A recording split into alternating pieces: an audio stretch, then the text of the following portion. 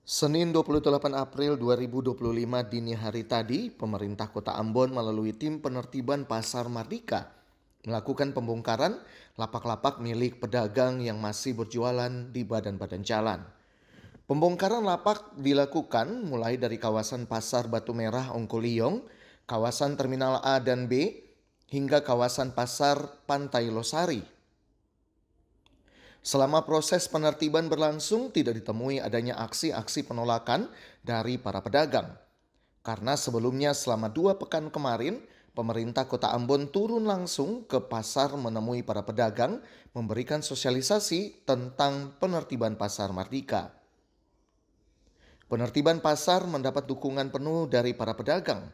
Menurut mereka, ini adalah langkah yang baik yang diambil pemerintah Kota Ambon karena masih ada para pedagang yang berjualan di badan-badan jalan mengakibatkan gedung baru Pasar Mardika masih terlihat kosong.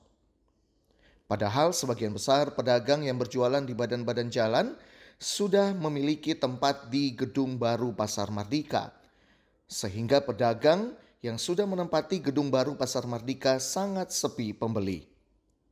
Para pedagang berharap dengan adanya penertiban ini, pedagang tidak lagi berjualan di badan-badan jalan dan semua aktivitas pasar dipusatkan di gedung Pasar Mardika.